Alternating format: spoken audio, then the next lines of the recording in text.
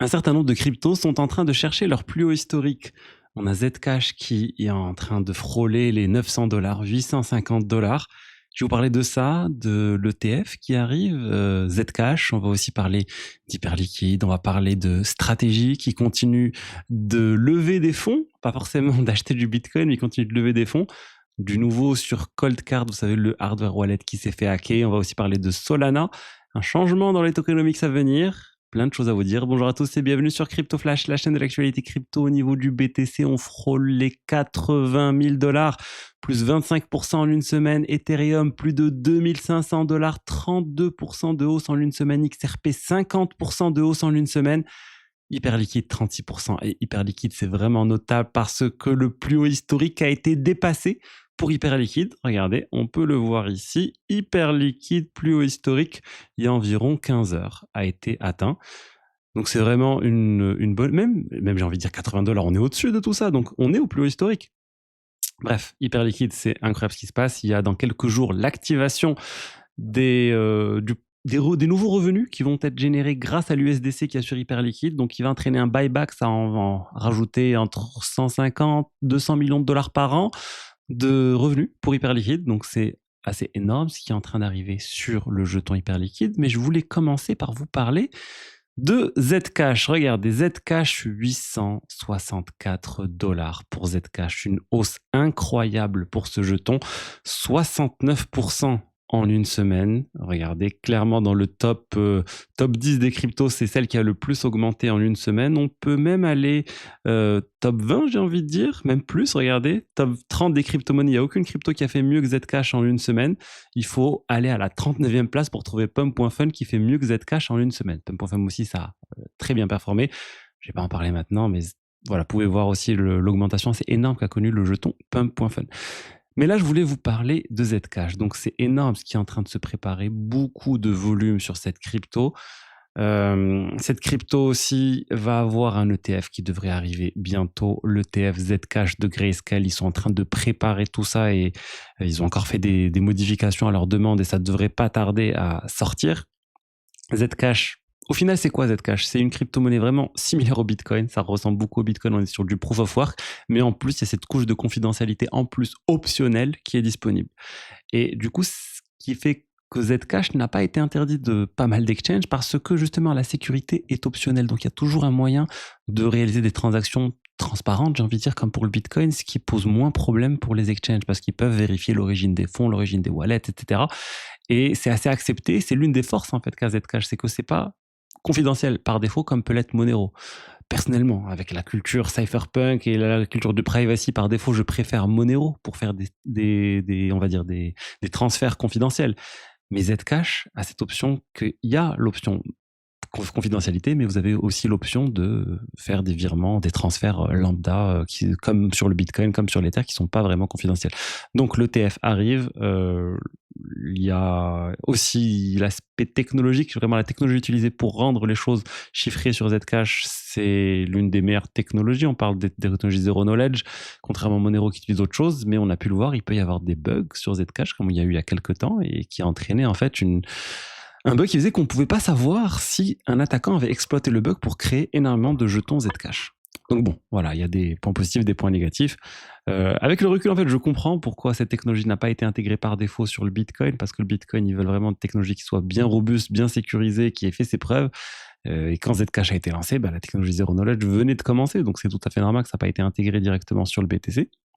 Et intéressant que Zcash soit là justement pour offrir une autre voie à ceux qui veulent la philosophie Bitcoin avec en plus cette dose de chiffrement. Bref, si ça vous intéresse, Zcash, c'est une crypto que vous pouvez acheter sur Fins, le partenaire de la chaîne. Vous avez le lien dans la description pour en profiter. Il y a 20 € offerts. Il y a près de 400 crypto-monnaies. Il y a des frais qui sont très très bas sur Fins.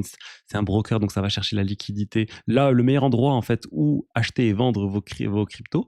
Et les frais sont juste de 0,15%. Il y a des paires euros et des paires USDC. Donc n'hésitez pas, vous avez le lien dans la description pour en profiter.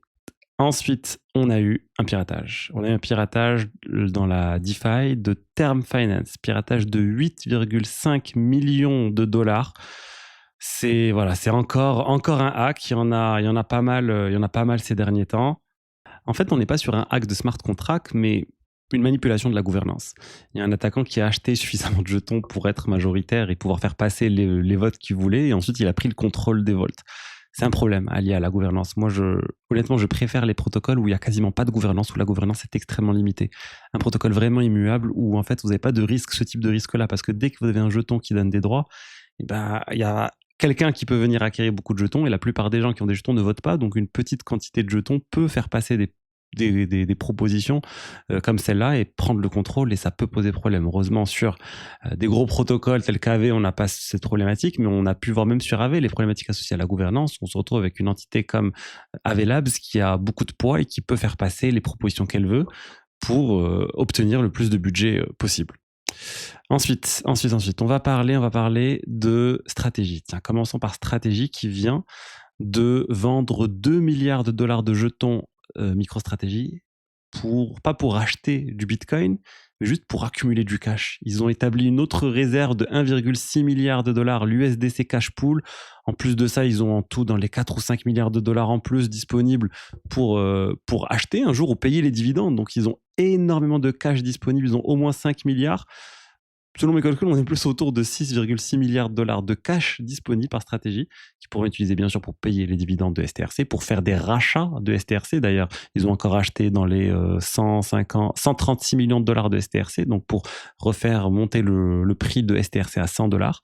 Ils n'ont pas du tout acheté de Bitcoin. Donc bon, moi je vois ça comme stratégie qui veut toujours essayer de redonner confiance aux utilisateurs dans le STRC, aux investisseurs plutôt, et ils se préparent à acheter du Bitcoin s'il y a une forte chute par exemple. Ils pourront timer le marché, essayer d'acheter du BTC alors que précédemment ils ne faisaient pas vraiment ce type de choses. On verra en tout cas, voilà, suffisamment de cash chez Stratégie pour payer des dividendes très très longtemps des investisseurs qui ont acheté le jeton STRC, enfin plutôt l'action, le produit STRC. On a Bitmain, eux, qui achètent de l'Ether. Ils viennent d'acheter 81 millions de dollars d'Ether.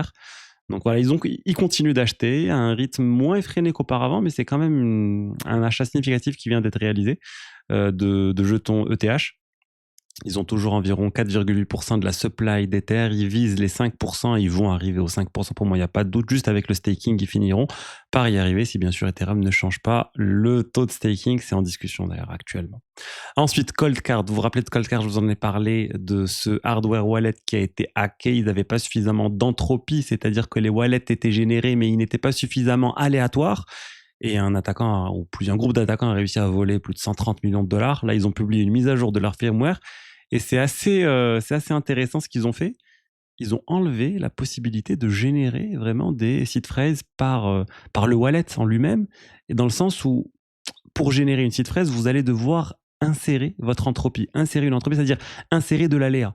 En gros, ils vont vous obliger à tirer au pile ou face une centaine de fois, ou à lancer des dés je ne sais pas combien de fois, et noter le résultat, pour pouvoir avoir l'assurance que votre seed a été généré de manière vraiment aléatoire, et c'est vous qui êtes le garant de cet aléa. Donc c'est un peu pour dire, voilà, nous on n'a pas réussi à le faire correctement, on s'est trompé, ben maintenant c'est aux utilisateurs de le faire.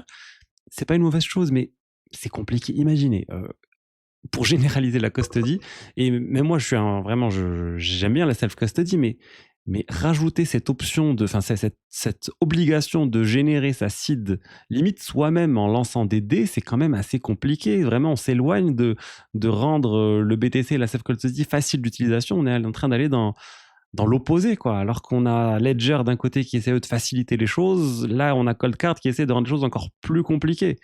Et honnêtement, j'ai plus du tout confiance dans Coldcard, donc je recommande vraiment de pas du tout utiliser ce hardware wallet. Ensuite, on va parler de Solana.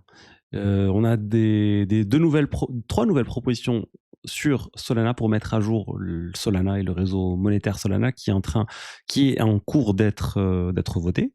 Regardez, SGP 001, SGP 002, SGP 003. La plus importante pour moi, c'est SGP 002, la double disinflation. En gros, jusqu'à maintenant, l'inflation sur Solana a baissé de 15% par an. Cette proposition a pour but de la faire passer à 30% par an. Donc vraiment une réduction de l'émission des jetons très importante. C'est un peu comme un halving, quoi. Un halving, c'est 50%. Là, on va atteindre 30% par an. Donc c'est assez énorme. Il y a une autre proposition pour rajouter des frais, pour faire en sorte que des frais de transaction soient burn, soient détruits à chaque transaction. Ça aussi, c'est plutôt bien. Ça ressemble vraiment à EIP 1550 1,59 sur Ethereum, je pense que c'est la bonne chose. Et Solana, ils essaient vraiment de revoir leur tokenomics pour essayer d'aider le jeton. C'est typiquement quelque chose qu'on voit en bear market. Ethereum, ils font la même chose. Ils sont en train d'essayer de revoir les tokenomics pour voir si ça peut potentiellement réussir à augmenter le prix du jeton. Et en fait, ils disent pas ça comme ça. Ils disent juste que ce soit pour Solana ou Ethereum, ils disent on paye trop aux stakers. On n'a pas besoin de payer autant aux stakers pour sécuriser le réseau. On peut les payer moins et ça va suffire à sécuriser le réseau. On n'a pas besoin d'autant de gens qui stake. C'est la même réflexion au final pour moi sur Ethereum et Solana, réduction de l'inflation, parce qu'il n'y a pas besoin de donner autant d'argent pour sécuriser le réseau. Allez, voilà ce que je voulais vous dire aujourd'hui sur les diverses actualités crypto. Je vous rappelle, Fins, vous avez les 20 € offerts, vous avez le lien dans la description et je vous dis bonne soirée et à demain pour la suite. Allez, bye bye, ciao, ciao.